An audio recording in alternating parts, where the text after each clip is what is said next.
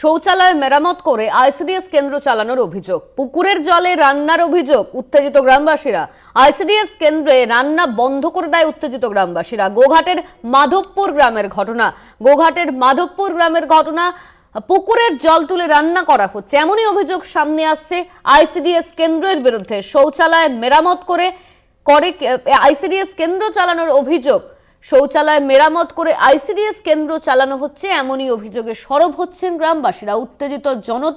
উত্তেজিত গ্রামবাসী আইসিডিএস কেন্দ্রের রান্না বন্ধ করে দেয়। অভিযোগ আসছে পুকুরের জল তুলে সেই জল দিয়ে রান্না করা হচ্ছে, আর এই কারণেই কিন্তু ক্ষিপ্ত গ্রামবাসীরা। তারা ইতিমধ্যেই রান্না বন্ধ করে দিয়েছে। আইসিডিএস কেন্দ্রে যে রান্না হচ্ছিল সেই রান্না বন্ধ করে দেওয়ার অভিযোগ সামনে আসছে। পুকুরের জলে রান্না করার অভিযোগ আইসিডিএস কেন্দ্রের বিরুদ্ধে। শৌচালয় মেরামত করে আইসিডিএস কেন্দ্র চালানোর অভিযোগ সামনে আসছে। এর পাশাপাশি পুকুরের জল তুলে রান্না করা হচ্ছে, এমনই অভিযোগকে সরব হচ্ছে গ্রামবাসীরা। দীপাঞ্জন রায় রয়েছে আমাদের সঙ্গে ফোন লাইনে, আমাদের প্রতিনিধি দীপাঞ্জন। শৌচালয় মেরামত করে আইসিডিএস কেন্দ্র চালানো হচ্ছে, অন্যদিকে পুকুরের জল দিয়ে রান্না করা হচ্ছে, এমনই অভিযোগ সামনে আসছে। ভাগনা পঞ্চায়েতের যে মাধবপুর এলাকা আছে, সেই মাধবপুর এলাকায় কোনো স্থায়ী আইসিডিএস কেন্দ্র নেই। তাই সেই পাশের প্রাইমারি স্কুলের বাথরুম ওটাকে মেরামতি করে সেখানে আইসিডিএস প্রকল্পের কাজ চালাচ্ছেন এক দিদিমণি। যদি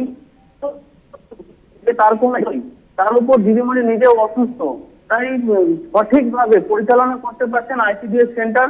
এছাড়াও মূলত যেটা অভিযোগ যে আইসিডিএস কোনো কেন্দ্রই নেই, তাই এখানে এই গ্রামের এইদিকে বাঁচানোর জন্য গ্রামবাসীরাও একটু তৎপর। কিন্তু যখন গ্রামবাসীরা দেখে যে পুকুরের জলের সেই জল ব্যবহার করে বাচ্চাদেরকে খাওয়ানো হচ্ছে, তারপরেই তারা বন্ধ করে দেয় আইসিডিএস এর রান্না এবং অভিযোগ করে যে সরকার এদিকে নজর দিচ্ছে না, তাই এখানে স্থায়ী কোনো আইসিডিএস ও নেই।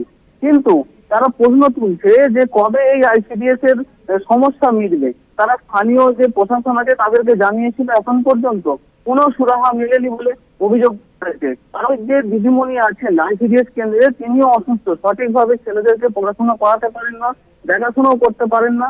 তো গ্রামবাসীদের সহযোগিতায় কোনো রকমের রান্নাটুকু করে এবং সবগুলো রান্না করে না এবং পর্যাপ্ত পরিমাণে খাবারও দিতে পারে না বলে জানিয়েছেন ওই আইসিডিএস সেন্টারের দায়িত্বপ্রাপ্ত যিনি দিদিমণি আছেন। ধন্যবাদ তোমায়। আমাদের সঙ্গে ফোন লাইনে ছিলেন আমাদের প্রতিনিধি দীপাঞ্জন রায়।